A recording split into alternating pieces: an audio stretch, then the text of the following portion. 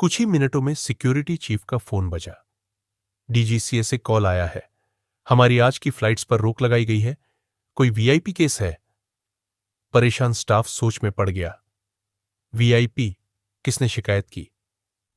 तभी एक काले रंग की गाड़ी एयरपोर्ट गेट पर रुकी। उसमें से निकले 3 लोग। एक वरिष्ठ एयरलाइन अधिकारी, एक निजी सहायक और एक वरिष्ठ सुरक्षाकर्मी।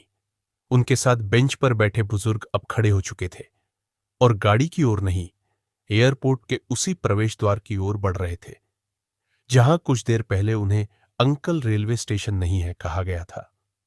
एयरपोर्ट का माहौल अब वैसा नहीं रहा।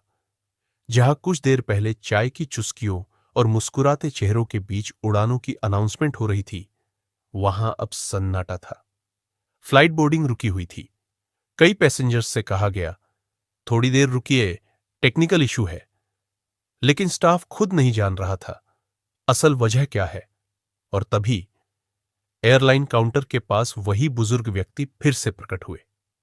इस बार उनका साथ देने वालों की शक्लें देखकर पूरे काउंटर का स्टाफ एक पल को स्थिर हो गया।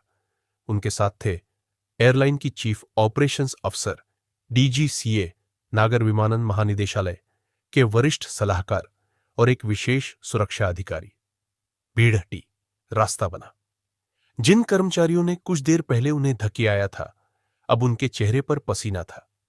बुजुर्ग अब धीरे धीरे वहीं उस काउंटर की ओर बढ़े जहां उनकी टिकट फाड़ी गई थी। उन्होंने कुछ नहीं कहा, बस अपनी जेब से एक और कार्ड निकाला। उस कार्ड पर लिखा था,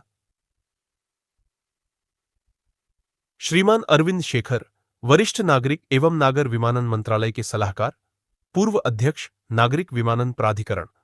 उनकी पहचान देखकर मैनेजर का चेहरा सफेद पड़ गया और तभी डीजीसीए अधिकारी ने गुस्से में कहा, आप लोगों ने इन्हें बेइज्जत किया, बिना आईडी देखे टिकट फाड़ दी। काउंटर पर खड़ी लड़की के हाथ से टिकट का फटा टुकड़ा गिर गया।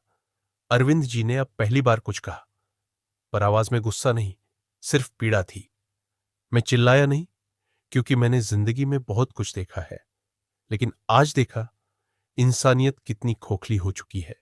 तुमने मेरी टिकट नहीं फाड़ी, तुमने उस मूल्य को फाड़ा है जो सम्मान कहलाता है।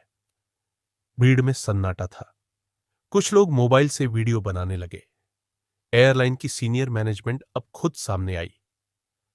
सर, हम शर्मिंदा है, पूरी टीम से माफी मांगते हैं।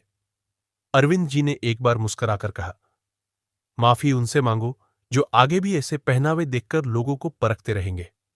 मेरे जाने के बाद भी किसी और को यह